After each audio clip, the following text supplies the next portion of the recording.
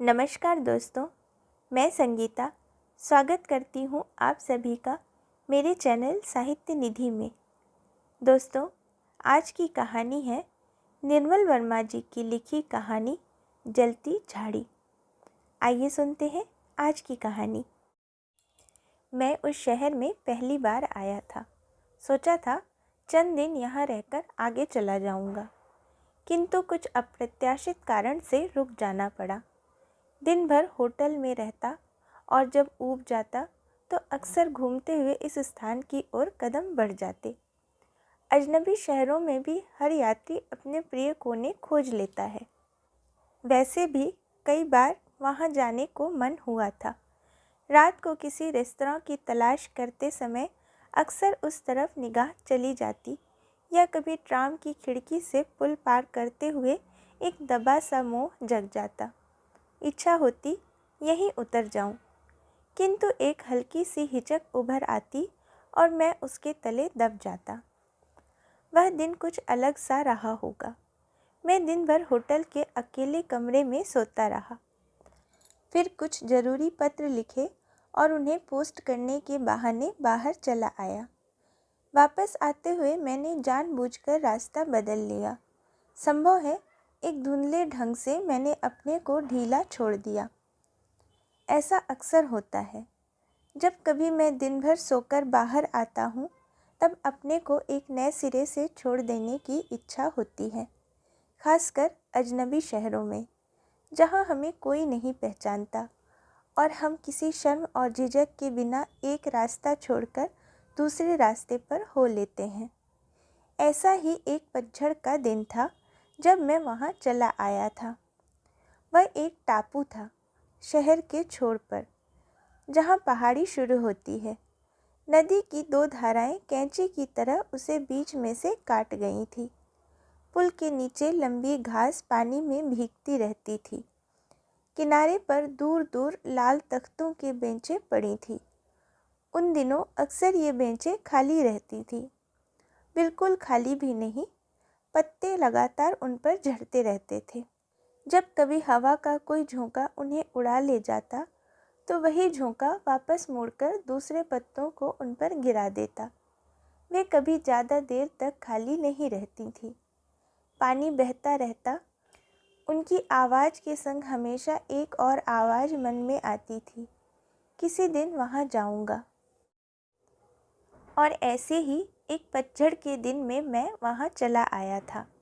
किनारे किनारे चलते हुए मैं उन बच्चों से अलग था जो पुल के नीचे खेल रहे थे। उन्होंने शायद मुझे देखा भी नहीं।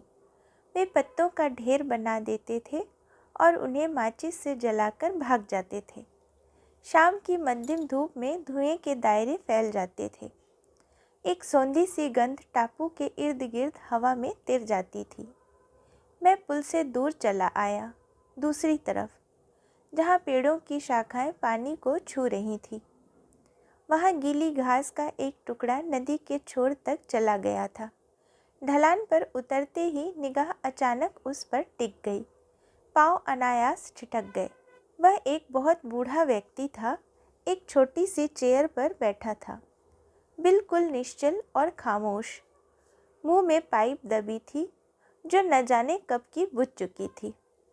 हाथ में मछली पकड़ने का कांटा था, नदी के गंदले पानी में दूर तक डूबा हुआ, किंतु उसका ध्यान कांटे की तरफ नहीं था।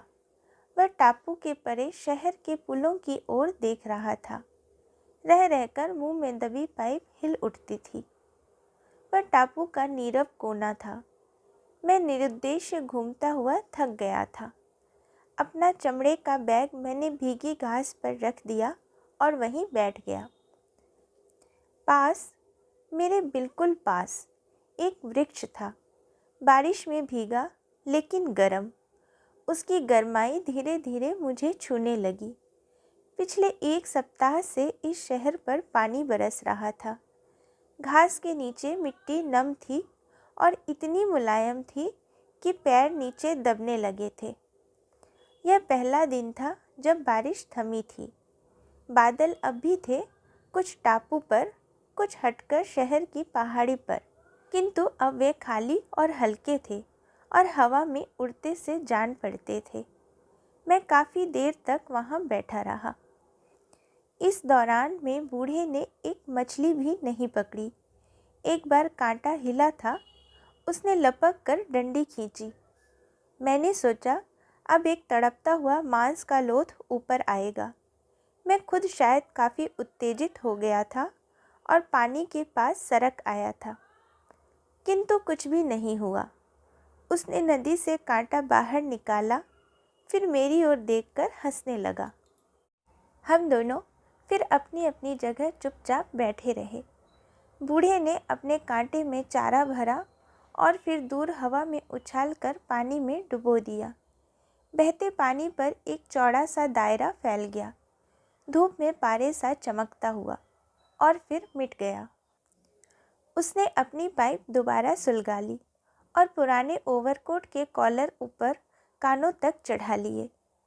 पानी पर तिरती धूप का एक हिस्सा बच्चों के लट्टू सा घूमता हुआ किनारे आ लगता था और टूट जाता था, किंतु बूढ़े का ध्यान उधर नहीं था। मैं बहुत सोचता हुआ भी ठीक से निश्चय नहीं कर पाया कि उसकी आंखें किस खास बिंदु पर टिकी हैं। उसकी आंखें खुली हैं या बंद, यह भी सही सही कह पाना कठिन था, किंतु रफ्ता रफ्ता मेरा भ्रम पक्का होता गया, और वह भ्रम किस चीज़ को लेकर था मैं आज तक ठीक से नहीं जान सका, किंतु वह अवश्य किसी अज्ञात संदेह का द्योतक रहा होगा। वह सिर्फ एक बार मुझे देखकर हंसा था, किंतु मुझे आश्चर्य है कि क्या इस समय भी उसने मुझे ठीक से देखा था। यदि नहीं देखा था तो मेरी ओर उन्मुख होकर हंसने की ज़रूरत ही क्यों महसूस हुई। मुझे अपने भीतर एक अजीब सी बेचैनी महसूस होने लगी। उसे मेरे अस्तित्व का बिल्कुल भी आभास नहीं। हालांकि मैं उसके इतने पास बैठा हूँ, यह मुझे अत्यंत अस्वाभाविक सा जान पड़ा। अनजाने शहरों में कभी कभी आत्मीयता की भूख कितनी उत्कट हो जाती है, यह उस क्षण से पहले मैं नहीं जान पाया था। निसंदेह वह कहीं किसी खास चीज़ पर आंखें टिकाए था, ऐसा कुछ जो मेरी आंखों के घेरे के भीतर छुआ भी मुझे अछूता था। किंतु मैंने कोशिश की। उसकी आंखों के सामने शहर का सबसे पुराना पुल था, उसके परे नेशनल थिएटर की बारीक दीवारें और छत, और बीच में पुल का टावर जो शाम को डूबती रोशनी में झिलमिला रहा था। किंतु ये चीज़ें थीं जिन्हें उस शहर में चलते हुए गलियों से गुजरते हुए हम रोज़ देखते थे। इसमें कुछ भी विशिष्ट, कुछ भी असाधारण नहीं था, कम से कम इस बूढ़े के लिए तो नहीं, जो शायद वर्षों से इस शहर में रह रहा है। मेरे भीतर का भ्रम फिर जागने लगा। इसके अलावा भी शायद कुछ और है, कुछ अन्यतम, बिल्कुल अलग से। किंतु क्या यह आदमी देख सकता है? अचानक मेरे मस्तिष्क में यह बेतुका विचार कौन था? वह बहुत बूढ़ा है। हवा का हल्का सा झोंका आया, धूप धीरे धीरे उड़ने लगी। समूचे टापू पर एक जड़वत निस्तब्धता सी घिरने लगी। पत्ते पानी पर झड़ते थे और बह जाते थे। सिर्फ धूप के कुछ टुकड़े शेष रह गए थे, पत्थरों पर, टहनियों पर। कुछ देर बाद शाम उन्हें भी बुहार ले गई। सिर्फ हम दोनों वहाँ बने रहेंगे। किंतु नहीं, वह जा रहा है। मेरी आंखें अनायास ऊपर उठ गईं। वह सचमुच जा रहा था। उसने मछली पकड़ने के कांटे को पानी से बाहर निकाल लिया, कैनवास की कुर्सी को लपेटकर बगल में दबा लिया, फिर बहुत पुराना जर्द बाउलर हैट पहना और पाइप मुंह से बाहर निकालकर जेब में रख ली। मछली पकड़ने का झोला जो खाली था, उसने कांटे की डंडी पर लटका लिया था। न जाने क्यों उस क्षण मेरे भीतर एक अजीब सी झुरझुरी फैल गई। लगा जैसे मैं एक बहुत पेचीदा रहस्यमय ढंग से उस पर आश्रित हूँ, जैसे उसके जाने भर से ही मैं कुछ खो दूँगा जो एक लंबी मुद्दत से मुझ में पलता रहा है, जैसे उसका यहाँ रहना खुद मेरे रहने से जुदा है, किंतु उस क्षण शायद कुछ हुआ, शायद सूखे पत्तों की खड़खड़ाहट, या शायद कोई पत्थर पानी में लुढ़क गया होगा और वह चौंक गया, जैसे उसके पांव धरती पर बंधे से रह गए, जैसे किसी ने उसे पकड़ लिया हो। उसने एक बार पीछे मुड़कर देखा, नदी के बहते पानी की तरफ, और फिर तेजी से कदम बढ़ाता हुआ मेरे सामने से निकल गया। जाते हुए उसने एक बार भी मेरी ओर नहीं देखा। कुछ देर तक टापू में उसके पैरों के नीचे दबते पत्तों की चरमराहट सुनाई देती रही। फिर सब कुछ पहले जैसा खामोश हो गया। ऐसे ही कुछ क्षण बीते होंगे। मैं अपनी जगह से उठ खड़ा हुआ और ठीक उसी स्थान पर आकर बैठ गया जहाँ कुछ देर पहले वह बूढ़ा मछुआरा बैठा था। गीली मिट्टी पर उसके जूतों के निशान अब भी दिखाई देते थे।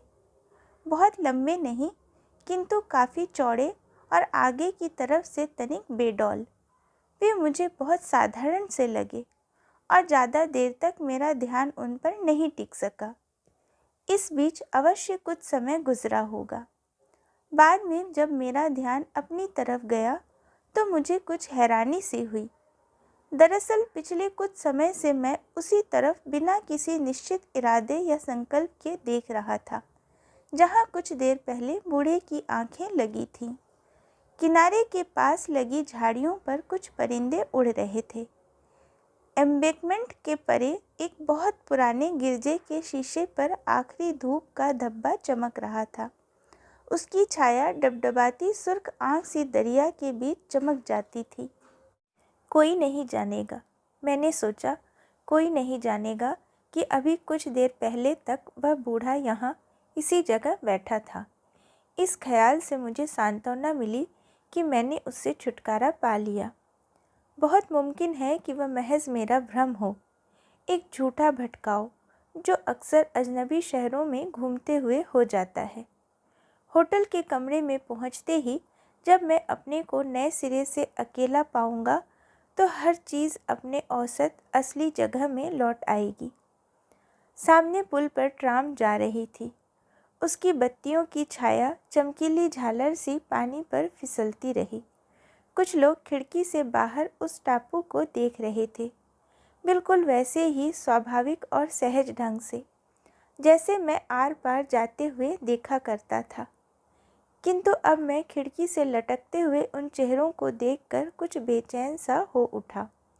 अपने पर शंका सी होने लगी, जैसे मैंने यहाँ आकर कोई गलती कर डाली हो।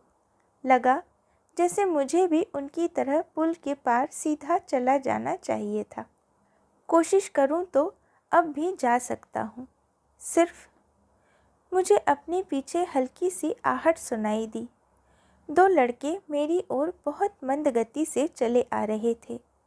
इस शहर के अन्य लड़कों की तरह उनके सिर गोल नीली टोपियों से ढके थे। छोटे लड़के के हाथ में एक चौड़ा रंग बिरंगा रुमाल था। वह पेड़ों से झरे हुए पीले मुरझाए पत्ते उस रुमाल में बटोरता जाता था। बड़ा लड़का, जो पहले से कद में ऊंचा था किंतु उम्र में ज़्यादा बड़ा नहीं लगता था, अनमने भाव से एक छोटी सी टहनी हाथ में घुमाता हुआ चल रहा था। वे दोनों टापू के अंतिम छोर पर आ गए थे, उस जगह तक जहाँ किनारे पर लगी झाड़ियाँ पानी में भीग रही थीं। छोटा लड़का दबे कदमों से ढलान पर उतरा और रुमाल में बंधे सब पत्ते पानी में छोड़ दिए।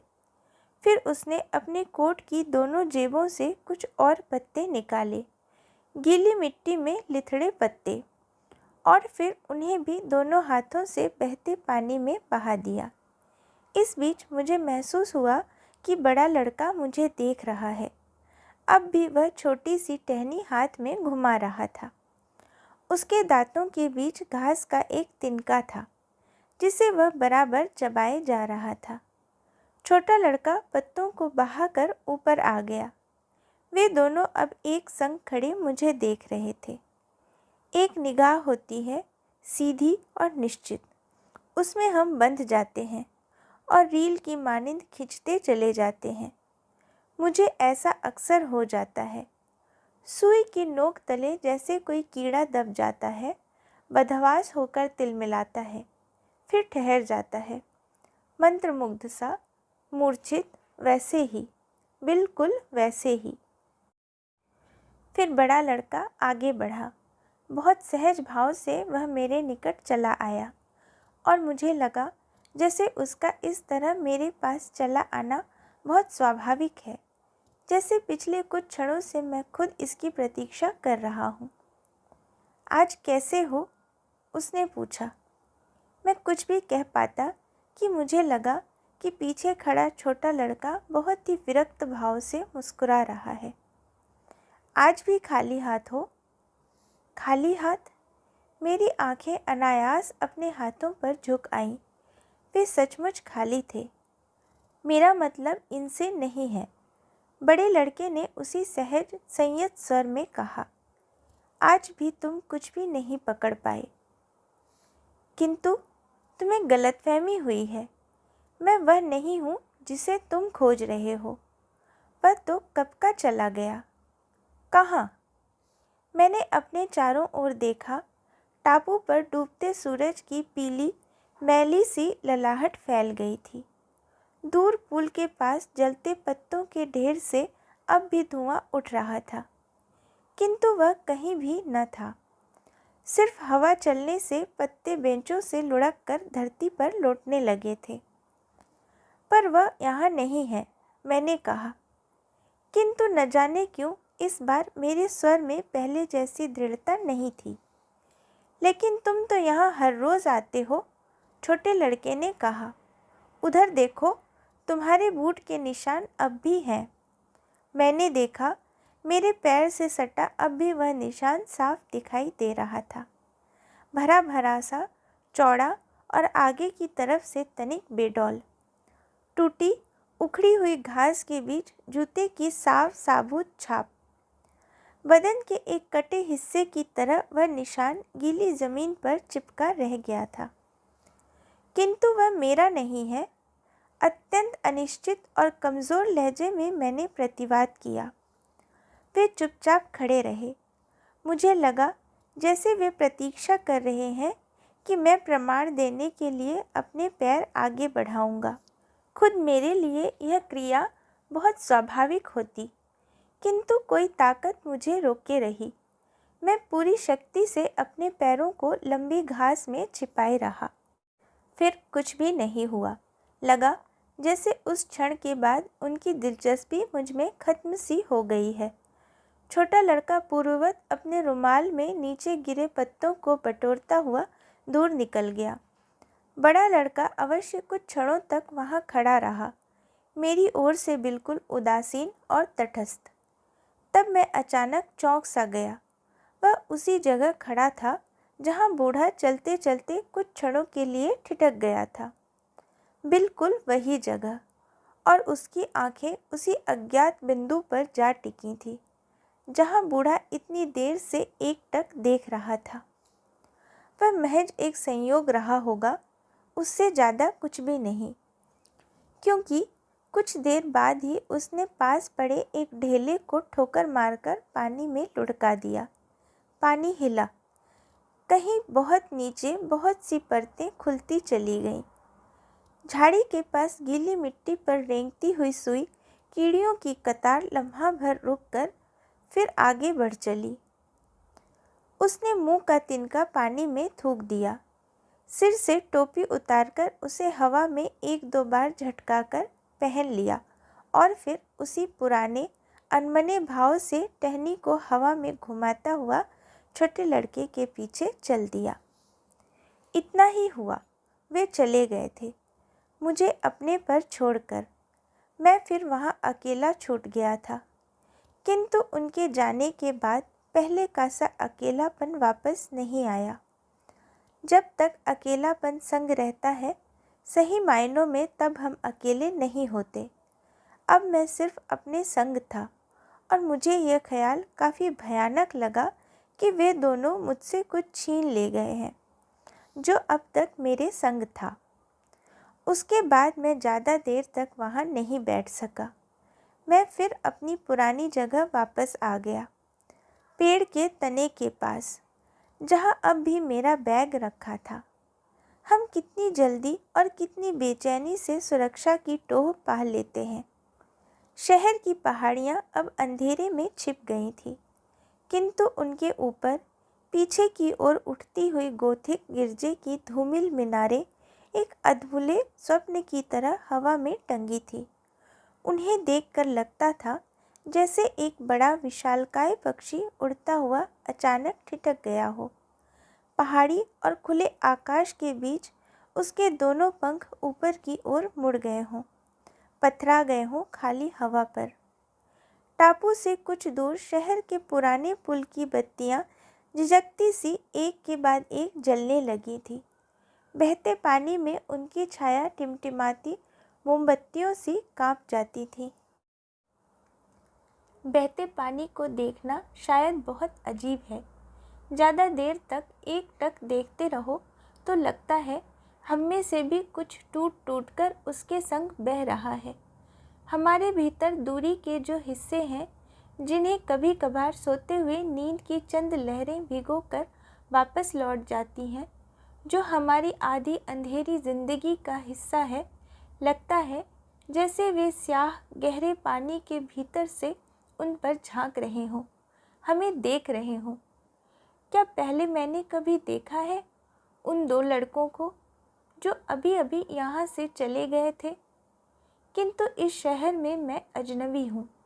यदि आज रात अचानक मैं यहाँ से चला जाऊँ तो होटल के मैनेजर और पुलिस के अलावा किसी को कुछ भी पता नहीं चलेगा। नहीं, ये मेरा भ्रम है। उन्होंने ज़रूर मुझे पहचानने में गलती की है। ऐसा धोखा अक्सर हो जाता है। हो सकता है वे मजाक कर रहे हों। बच्चे अक्सर विदेशी को देखकर मजाक करते हैं। मुझे हल्की सी खुशी हुई कि वे अब चले गए हैं, और मैं जानबूझकर यह खुशी अपने से छिपाता रहा, जैसे मैं उस पर शर्मिंदा हूँ। टापू पर सिर्फ जलते पत्तों पर से दो चार बुझती हुई लपटें उठ जाती थी। बच्चे उन्हें इसी तरह जलता हुआ छोड़ बहुत पहले चले गए थे, और अब चारों तरफ खामोशी थी, वैसे ही अटूट और अनवरत जैसे बहते पानी का स्वर।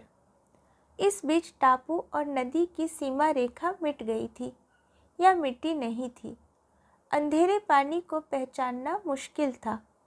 बहुत गौर से देखने पर एक हल्की सफ़ेद तरलता नज़र आती थी, जिस पर शाम की हवा थी जो कभी ठहर जाती थी, कभी पानी में पुल की बत्तियों को झकझोर कर आगे खिसका जाती थी। सर्दी अचानक बढ़ गई।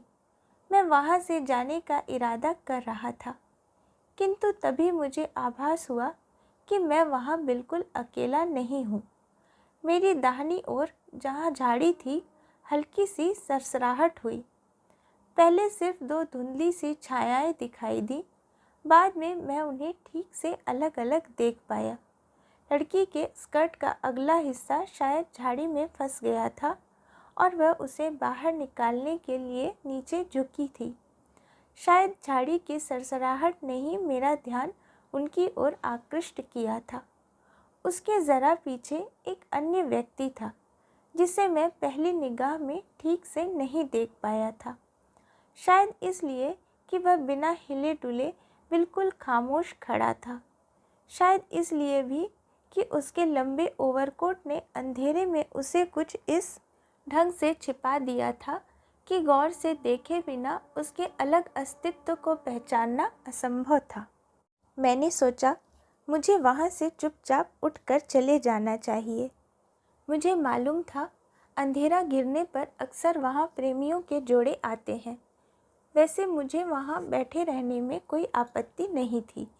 यदि वे मुझे देख लेते तब उन्हें मेरी उपस्थिति का ज्ञान होता, किंतु ऐसी स्थिति में जब मैं उन्हें देख रहा हूँ और उन्हें यह भ्रम हो कि वे अकेले हैं, मुझे अपना वहाँ रहना अरुचिकर जान पड़ा। किंतु इससे पेशतर कि मैं कुछ भी निश्चय कर पाता, वे दोनों उस झाड़ी में चले गए। टापू में उस समय एक असीम निर्भेद्य मौन सिमट आया था और दूर की हल्की दबी आवाज़ भी साफ सुनाई दे जाती थी। फिर वह झाड़ी मेरे काफ़ी करीब थी, मुश्किल से 3 गज की दूरी पर। मुझे आज भी यह सोचकर अपने पर हैरानी होती है कि मैं वहाँ से चला क्यों नहीं आया। जो कुछ झाड़ी के पीछे हो रहा था उसके प्रति मेरे मन में ना कोई जिज्ञासा थी, ना जुगुप्सा, कौतूहल भी नहीं। फिर भी मेरे पाँव नहीं उठे, मैं जड़वत बैठा रहा। कुछ देर बाद वे बाहर आ गए। यह शायद मुझे आभास हुआ कि वे दोनों झाड़ी के बाहर आए हैं। हालांकि मैं उस क्षण सिर्फ लड़की को ही ठीक से देख पाया था।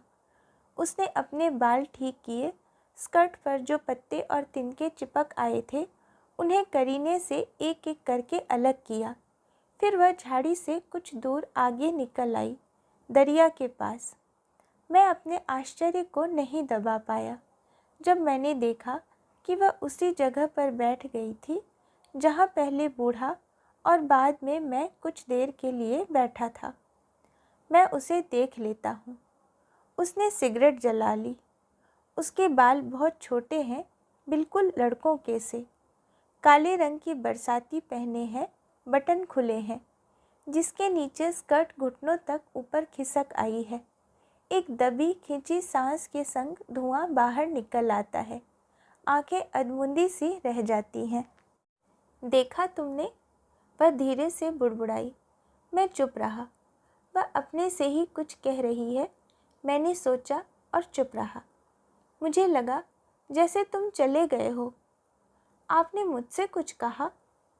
वह हंसने लगी। और यहाँ कौन है? फिर भी वह मेरी ओर नहीं देख रही थी। वह दरिया के दूसरे छोर पर देख रही थी, एक बिंदु पर। मुझे सहसा ख्याल आया कि बूढ़ा मछुआ भी उसी ओर देख रहा था। पुलों और चर्च की बुर्जियों के परे, जहाँ शहर की रोशनियाँ खत्म होती हैं, अंधेरा शुरू हो जाता है। तुम पहले ही चले आए, उसने कहा। मैं यही था। उसने मुझसे ही पूछा था और इस बार मुझे पहले जैसा विस्मय नहीं हुआ। और वहाँ, उसने पीछे मुड़कर झाड़ी की ओर संकेत किया। मैं कुछ भी नहीं समझा। उसकी ओर प्रश्न भरी निगाहों से देखता रहा। वहाँ मैं अकेली नहीं गई थी। वह फिर हंसने लगी। इस बार वह हंसी पहले जैसी नहीं थी। उसमें एक विभत्स अविश्वास भरा था, जैसे मैं पकड़ लिया गया हूँ। वैसे ही जैसे हम गलती से किसी अपरिचित घर का दरवाज़ा खटखटा लें और इससे पेशतर कि हम लौट पाएं, कोई हमारा हाथ खींचकर हमें भीतर घसीट ले। लेकिन आपके संग मैं सहसा सहम जाता हूँ। अनायास मेरी आंखें झाड़ी पर उठ जाती हैं। हवा चलने से एक दूसरे से उलझी टहनियाँ हल्के से अलग हो जाती हैं। बीच में फंसी पत्तियाँ फट जाती हैं। पहचान लेना मुश्किल नहीं। मैं पहचान लूँगा और वह जान जाएगी कि मैं वह नहीं हूँ जो उसने समझा है। वह वहाँ है। मैंने उसे आपके संग देखा था। मैंने कहा। किधर देखा था? उसके स्वर में बहुत निरीह कातर सी आशा उभर आई, जैसे मेरे उत्तर पर उसका बहुत कुछ निर्भर है, जैसे उसकी नियति का धागा मेरे शब्दों से बंधा है। किधर देखा था? देखिए, उधर झाड़ी में। वह अब भी है। वह कौन? झाड़ी कांपती है, जैसे उसके भीतर ही भीतर कुछ जल रहा हो। वह मेरे निकट सरक आई। क्या मैं सच हूँ? एक नरम सी सरसराहट हुई, जैसे उसने मेरे भीतर एक पन्ना उलट दिया हो और वह जैसे आखिरी पन्ना हो, उसके आगे कुछ भी नहीं। और मुझे लगा जैसे उस शाम दूसरी बार किसी ने मुझसे अपने सच का प्रमाण मांगा हो। झाड़ी मुझसे 3 कदम दूर है। 3 कदम भी नहीं, शायद उससे भी कम। मुझे वहाँ जाने में बहुत कम समय लगेगा। मैं पहले एक कदम लूँगा, फिर दूसरा, और फिर वह मेरे सामने होगा। हर कदम मुझे उस झाड़ी के पास ले जाएगा, जहाँ वह है, अब भी है। इसमें कुछ भी मुश्किल नहीं, कोई भी डर नहीं। यह इतना सहज और आसान है कि मेरा दिल तेज़ी से घबराने लगा। मैं सिर्फ एक कदम लूँगा और सोचूंगा कुछ भी नहीं। दूसरा कदम लूँगा और तब बहुत कम समय लगेगा। और मैं एक ऐसी उम्र में पहुँच गया हूँ जहाँ इतना समय ज़्यादा मायने नहीं रखता। देखो, मैं अपने से कहता हूँ, देखो वह प्रतीक्षा कर रही है, सांस रोके मेरी ओर संदेह भरी दृष्टि से देखते हुए, कुछ ऐसे ही जैसे वह लड़का तिनका चबाता हुआ मेरी ओर देख रहा था। मैं खड़ा हो जाता हूँ, झाड़ी की तरफ बढ़ता हूँ। उसकी आंखें मुझ पर चिपकी हैं। आज तक किसी ने मुझे इतनी आतुर विह्वल आंखों से नहीं देखा। एक देखना होता है जिसमें हम बंध जाते हैं, सिमट जाते हैं। उसका देखना ऐसा नहीं था। वह देख रही थी मुझे धकेलते हुए, जैसे अपने से अलग करते हुए, और मैं ठहर जाता हूँ, अपने को खींचकर रुक जाता हूँ। ज़िंदगी में जवाबदेही का लम्हा एकदम किस तरह आ जाता है जब हम उसकी बहुत कम प्रतीक्षा कर रहे होते हैं, जैसे वह हमारे लिए ना हो, किसी दूसरे के लिए आया हो। दूसरे के लिए नहीं तो तीसरे के लिए, तीसरे के लिए नहीं तो चौथे, पांचवें, छठे के लिए, चाहे जिसके लिए हो, हमारे लिए नहीं है। लेकिन वह है, कांपते चीखते हाथों से हमें पकड़ लेता है। किंतु हम ताकतवर हैं और अपने को छुड़ा लेते हैं और सोचते हैं यह एक दुस्वप्न है जो अभी बीत जाएगा, और हम आंखें खोलकर वही देख लेंगे जो देखना चाहते हैं, जिनके हम आदी हैं, और फिर हम जवाबदेह नहीं रहेंगे, किसी के भी नहीं, किसी के प्रति भी नहीं, किसी के प्रति भी नहीं। मैं भागने लगता हूँ और पीछे मुड़कर नहीं देखता। मेरे पीछे झाड़ी है और उसकी विभत्स भुतैली हंसी जो देर तक मेरा पीछा करती है और लहू के कतरों की तरह मेरे भागते पैरों के पीछे टपकती रही है। उस रात मैं होटल नहीं जा सका। सारी रात शहर के शराबखानों के चक्कर काटता रहा। शराबियों के संग उनके हाथ में हाथ डालकर गाता रहा। जब मैं थक कर एक शराबखाने में सो जाता तो वे मुझे घसीटकर बाहर सड़क पर फेंक देते, और फिर कुछ देर बाद दूसरे शराबी मुझे अपने संग किसी अन्य शराबखाने में ले जाते, और इस तरह बारी बारी सोता जागता गाता घिसटता हुआ समूचे शहर की अंधेरी गलियों में घूमता रहा। आप विश्वास करें, आज तक मैंने कभी आत्महत्या के बारे में नहीं सोचा। मेरा मतलब है अपनी आत्महत्या के बारे में। वैसे एक बौद्धिक समस्या के रूप में अवश्य दोस्तों से बात की है। कभी कभी एक अजीब सा विचार तंग करने लगता है। सोचता हूँ यदि उस रात कोशिश करता तो शायद कर सकता था।